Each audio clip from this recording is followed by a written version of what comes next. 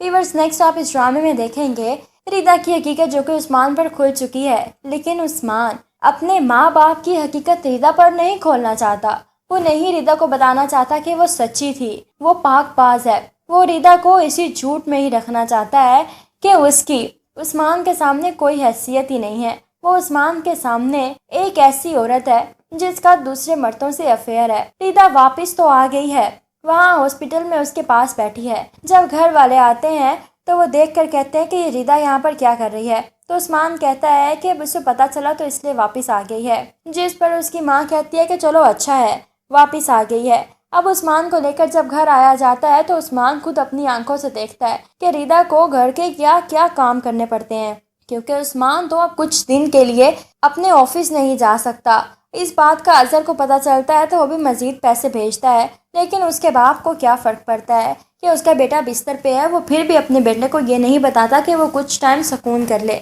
उस्मान देखता है कि रिदा के पास तो 1 मिनट का टाइम नहीं है, वो किस तरह से हर किसी की खिदमत करती है और साथ ही साथ उसकी भी। उस्मान रोना चाहता है, उसे बताना चाहता है, लेकिन खामोश रहता है, बताता नहीं है, क्योंकि वो नहीं चाहता कि उसकी माँ बाप की इज्जत में कोई कमी आए। उसका बहनोई ये सब कुछ देखता है और कहता है कि तुम किस किस्म के मर्द हो, मुझे तो समझ नहीं आती है। और फिर दिखाया जाता है कि रिदा के घर खुशखबरी होती है। ये सुनकर उस्मान बेहद खुश है, लेकिन वहाँ पर फिर से काशवा ये बात डाल देती है, ज़्यादा खुश होने की ज़रूरत नहीं है, तुम्हें पता भी है कि ये बच्चा तुम्हारा है या फिर। अभी इतना ही कहती है कि उस्मान चीख पड़ता है कि बस आपी, आपको क्या लगता है कि मैं खामोश हूँ? इसका मतलब ये है कि मुझे हकीकत का पता नहीं है। रिदा सफ़ीर के साथ क्यों गई थी? मैं सब कुछ जानता हूँ, मुझे सारी हकीकत का इल्म है, सिर्फ इसलिए खामोश था कि मेरे माँ बाप और बहन की इज्जत कम ना हो।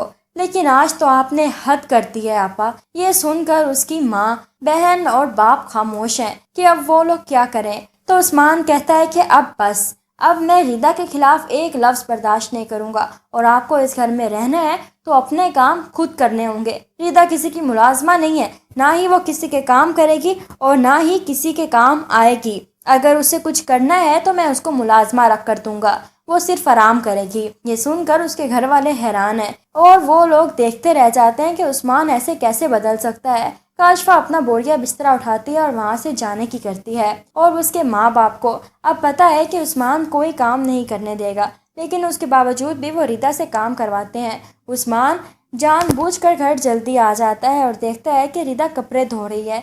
ये देखकर हैरान रह जाता है कि अम्मा अब्बा आपको ज़रा मोहब्बत नहीं मुझसे, मेरी औलाद का ही ख्याल कर लेते, उसको आपने कैसे कामों में लगा रखा है। और उस्मान कह देता है कि वो रिदा को इस घर में नहीं रखेगा।